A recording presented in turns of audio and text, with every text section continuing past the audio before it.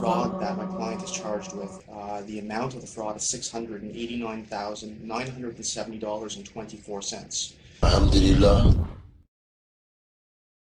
I met up with a woman, and that woman, she was Muslim, and her mom, she told me that I should look up into Islam, and it's then that I started doing my own research. So I was reading like books, and I read the Quran, and I was really surprised to find that in the Quran that they had like the same prophet that there was in the Bible.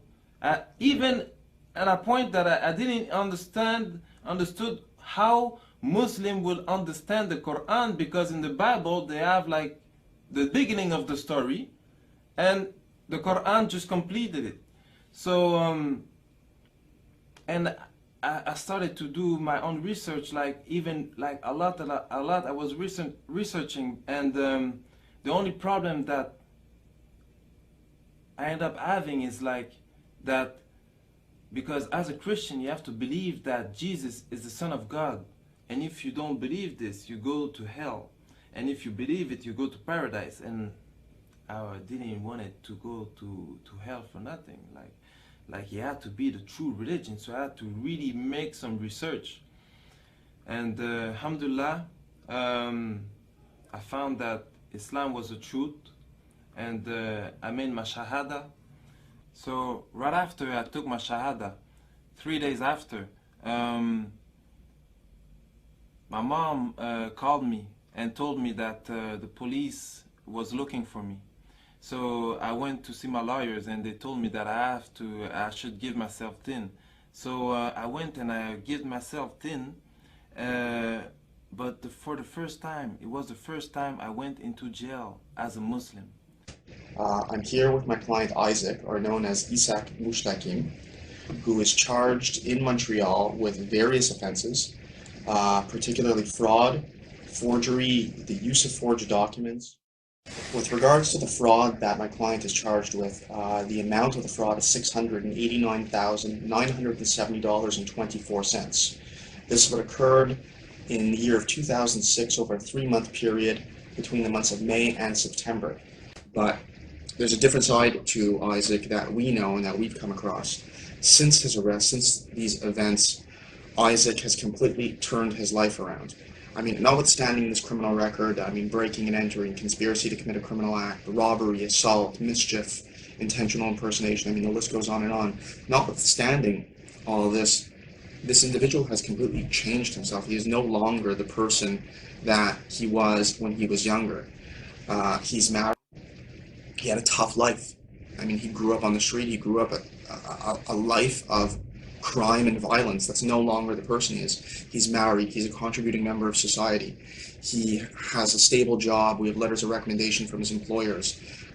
He's found religion. He's converted to Islam, and he's very observant of that. He commits himself to do charity work on a purely volunteer basis. No one has asked him to do this, and these are all signs of someone that has seen the process, seen that crime is not a life that he has chosen, and he has clearly indicated that he wants to be a contributing member of society, and that what advice have you got to Muslims and non-Muslims regarding Islam? But because more that because before I never knew like Muslim people. If there was Muslim people around me, I didn't know because they never talked to me about Islam. I really think that there was no Muslim around me. But now that I'm a Muslim and I'm just like hanging out with Muslim and seeing Muslim, there's a thing that really like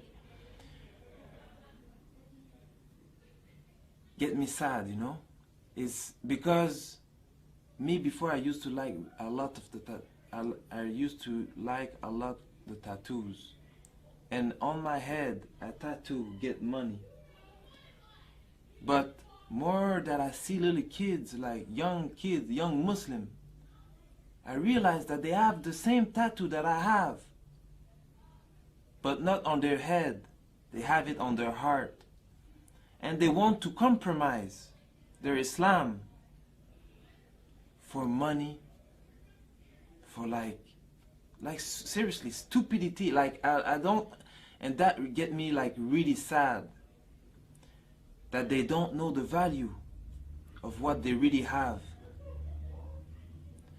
because Islam gives me an happiness that everything that I had in my life, like all the money, the girls, because with a lot of money comes the girls, the money, the girls, the house, the condo, like all that life never give me a happiness that I have today, a happiness that lasts. And for the non-Muslim, seriously, before, like I didn't know nothing. For real, me before, I will never thought I will be a Muslim. Never. Never. So seriously, like what they're showing like in the media, because we all think like, we think like Muslim is like crazy people with beard that want to blow themselves up. Like I don't understand. Like what you see in the media is not the real thing. Really, if you want to learn something, you open the book and you read. And before I used to not read, never read. But seriously, when you read about Islam, it's the best thing that you can learn. And even if you're not interested about changing your religion or getting a religion, at least just read it for like education. Just read it so you know what they're talking about. Why so much people are turning into Islam? Why? You have to question yourself, like, because everybody has a brain. Maybe you believe there's a God or not. I believe there's a God, and a God like gives us a brain, and the brain is to think. So I just ask you to think by yourself. Don't think like don't just follow what the media gives you. Like think by yourself and read. Like read the Quran. There's translation of the Quran in French, in English, in all the language. So just read, try to really learn about Islam, and don't look what the Muslims are doing, because that's a lot of people say like, but I know a Muslim. A lot of Muslims, we're human beings and we all do mistakes, and there's a lot of Muslims that like there's only one Muslim, and that was a prophet that really like can live what the religion, the Prophet ﷺ, like that really like lived what the religion was teaching. But all the Muslims, most of the Muslims, even me, I'm not a perfect Muslim. We all try to be good.